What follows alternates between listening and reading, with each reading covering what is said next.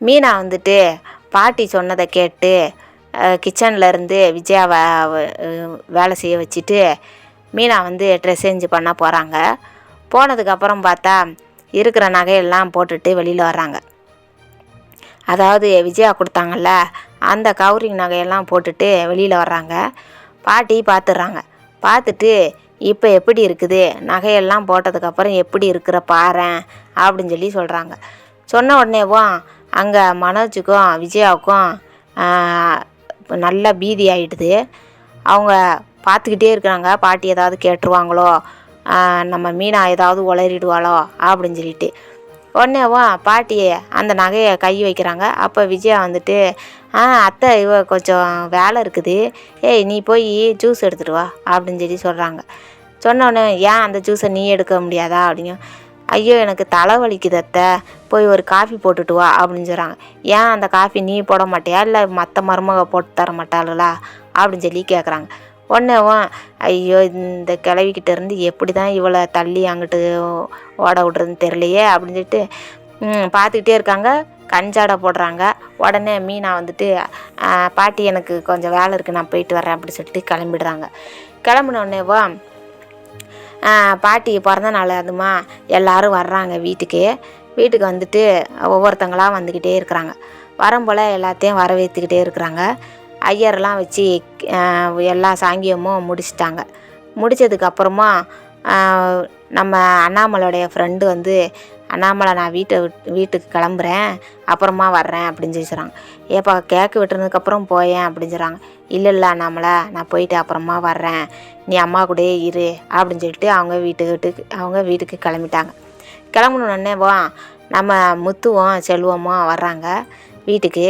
எல்லாரும் நினச்சிக்கிட்டு இருக்கிறாங்க, முத்து போய் எங்கே குடிச்சிட்டு படுத்து கிடக்குறானோ என்னமோ தெரியலையே அப்படின்னு சொல்லிட்டு இருக்கிறாங்க. எல்லோரும் பேசிக்கிட்டே இருக்கிறாங்க. முத்துவை காலையிலேருந்து காணோம், அவன் எங்கேயாவது குடிச்சிக்கிட்டு கிடப்பான் அப்படின்னு சொல்லிட்டு. அப்போ மனோஜ் சொல்கிறாங்க, நானே பிஸ்னஸ் மேனு, என் பிஸ்னஸை கூட விட்டுட்டு இன்றைக்கி எவ்வளோ லாஸ் ஆகுன்னு தெரியுமா, ஆனால் அதை கூட நான் விட்டுட்டு இங்கே பாட்டியோட பிறந்த நாளுக்காண்டி நான் வந்து உக்காந்துருக்குறேன். இவன் என்ன தினக்கூலிக்கு போகிறவன், இவன் என்ன லீவை போடாமல் எங்கேயோ ஊர் சுற்ற போயிட்டுருக்கான் அப்படின்னு சொல்லி சொல்கிறாங்க. சொன்னோன்னே விஜயா சொல்கிறாங்க, அவன் ஒன்றும் ஊர் சுற்ற போயிருக்க மாட்டேன்டா, எங்கேயாவது போய் குடிச்சிட்டு படுத்து கிடப்பான் அப்படின்னு சொல்லி சொல்கிறாங்க. உடனேவும் மீனாவுக்கு எதுவுமே பேசுகிறதுக்கு வார்த்தையே இல்லாத மாதிரி அமைதியாகிடுறாங்க. எல்லோரும் மாற்றி சொல்லியும் அண்ணாமலையும் பாட்டியும் சத்தம் போடுறாங்க, நீங்கள் ஏன் இப்படிலாம் பேசிக்கிட்டு இருக்கிறீங்க, அவன் வருவான் பாருங்க அப்படின்னு சொல்லிட்டு சொல்கிறாங்க. ஆமாம் வருவான், குடிச்சு போட்டு வருவான் அப்படின்னு சொல்லி சொல்கிறாங்க. விஜயா சொன்னதை கேட்ட உடனே பாட்டி வந்து, விஜயா நீ வாயை மூடிட்டு போயிடு, நீ இந்த மாதிரிலாம் பேசாத அப்படின்னு சொல்லிட்டு விஜயாவை சொல்கிறாங்க. சொன்ன உடனேவா இல்லைத்த அவன் நெசமாகவே பாருங்கள் குடிச்சு போட்டு தான் வருவான் அப்படின்னு சொல்லி சொல்கிறாங்க. ஆனால் இவங்க எதிர்பார்த்த மாதிரி முத்து ஒன்றும் குடிக்கலை. பாட்டிக்கு வந்து கிஃப்ட் வாங்குறதுக்காண்டி செல்வமும் பாட்டியும் போயிருக்கிறாங்க. போய் செல்வமும் முத்துவும் போய் பாட்டிக்கு கிஃப்ட் வாங்க போயிருக்கிறாங்க. அதனால தான் லேட் ஆகுறதுனால நம்ம மீனாவை எல்லாரும் முத்து குடிச்சிட்டு வருவான்னு சொல்லிக்கிட்டு கிடக்குறாங்க. அதுக்கப்புறம் வந்துட்டு நம்ம சுருதியோட அம்மா வர்றாங்க. வந்த உடனேவும் மீனாவோடைய கழுத்தில் கிடக்கிற நகையெல்லாம் பார்த்துறாங்க. பார்த்துட்டு என்ன மீனா, என்ன எல்லாரும் எப்படி இருக்கிறாங்க, நீ ஏன் இப்படி இருக்கிற அப்படிங்க. என்ன ஆண்டி நல்லா தானே இருக்கிறேன் அப்படின்னு சொல்லி கேட்குறாங்க. இல்லை என்ன பூரா கவுரிங்களே போட்டிருக்கிற அப்படின்னு சொல்லி கேட்குறாங்க.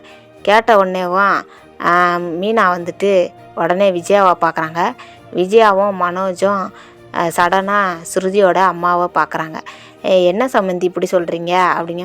இல்லை இது போட்டிருக்கிறது பூரா கவுரிங்காக தானே இருக்குது, இதில் எது தங்கம் அப்படின்னு சொல்லி கேட்குறாங்க. கேட்ட உடனேவா இல்லை இது எங்கள் மாமியார் போட்டது, உங்களுக்கு முத்துவோட பாட்டி போட்டாங்க, அதனால் இது கவரிங்லாம் கிடையாது அப்படின்னு சொல்லி சொல்கிறாங்க. அப்படியா, இது ஓல்டு மாடல் மாதிரி இருக்குது, அதனால் நான் கவரிங்கின்னு நினச்சேன் அப்படின்னு சொல்லி சொல்கிறாங்க. ஆனால் இருந்தாலும் மீனா நீ வந்து உங்கள் வீட்டுக்காரர்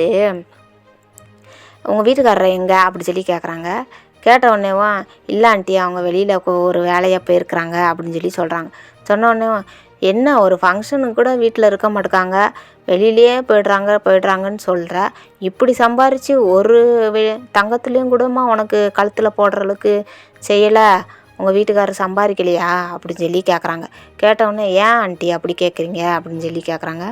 இல்லை கவரிங்கே போட்டிருக்கிறியே அதனால் கேட்டேன் அப்படிங்க. இல்லை ஆண்டி எங்கள் வீட்டுக்காரங்க சம்பாரித்து எனக்கு தங்கத்தில் வாங்கி போடுவாங்க அப்படின்னு சொல்லி சொல்கிறாங்க. உடனே விஜயா வந்துட்டு இதெல்லாம் கவரிங் இல்லை தங்கம்தான் அப்படின்னு சொல்லி சொல்லிவிடுறாங்க. சொன்ன உடனேவும் நம்ம பாட்டி வந்துட்டு இவங்கெல்லாம் அப்படி தாம்மா பேசுவாங்க, நீ அதெல்லாம் காதில் வாங்கிக்காத, நீ வா அப்படின்னு சொல்லிட்டு மீனாவை கூப்பிட்டுட்டு போகிறாங்க. போன உடனேவும் ஸ்ருதி வர்றாங்க. ஸ்ருதி வந்துட்டு அம்மா என்னாச்சு, என்ன பண்ணீங்க அப்படிங்க. இல்லை சும்மா தான் மாவுளை பேசிக்கிட்டு இருக்கிறேன் அப்படின்னு சொல்லி சொல்கிறாங்க. நீங்கள் சும்மாலாம் ஒன்றும் பேச வேண்டாம், இங்கே வந்து எதுவும் பிரச்சனை பண்ணாமல் இருங்க, பிறகு பாட்டியோட பிறந்த நாள் அதுமா யாருக்கிட்டையாவது வம்புழுக்காதீங்க அப்படின்னு சொல்லி சொல்கிறாங்க. உடனே ஸ்ருதியோட அம்மா நான் என்ன வம்புழுக்கிறதுக்கா வர்றேன், பாட்டியோட பிறந்த நாளைக்கு கூப்பிட்டாங்களே, சம்மந்தி கூப்பிட்டாங்களேன்ட்டு தான் வந்தேன், நீ கூட கூப்பிடல, சம்மந்தி கூப்பிட்டாங்கன்ட்டு வந்தேன் அப்படின்னு சொல்லி சொல்கிறாங்க. உடனேவா சரி அப்படின்னா வாங்க ரூமுக்கு வாங்க, எங்கள் ரூமில் வந்து இருங்க அப்படின்னு சொல்லிட்டு ஸ்ருதி கூப்பிட்டுட்டு போகிறாங்க. அந்த பக்கம் வந்து மீனாவுடைய தங்கச்சியும் அவங்க அம்மா அவங்க தம்பிலாம் வர்றாங்க ஃபங்க்ஷனுக்கு. வந்த உடனேவா நம்ம மீனாவுடைய தங்கச்சி மீனாவையே பார்த்துக்கிட்டே இருக்கிறாங்க. அதுக்கு என்ன சீதா பார்க்குற அப்படிங்க. இல்லைக்கா நான் கேட்டது என்னாச்சு அப்படிங்க. நீ என்ன கேட்ட அப்படிங்க. இல்லை நகை கடையில் போய் நகையை அடமானம் வச்சு அங்கே கவரிங்னு கண்டுபிடிச்சாங்களே, அந்த நகையை தான் நீ போட்டிருக்கியா அப்படின்னு சொல்லி கேட்டுடுறாங்க. கேட்ட உடனேவா மீனாவுக்கு பக்குன்னு ஆகிடுது. உடனேவா நீ ஏன் இதவே பேசிக்கிட்டே இருக்கிற, நீ இதை பேசாதன்னு நான் அப்போவே சொல்லி தானே உன்னை அனுப்புனேன் அப்படின்னு சொல்கிறாங்க.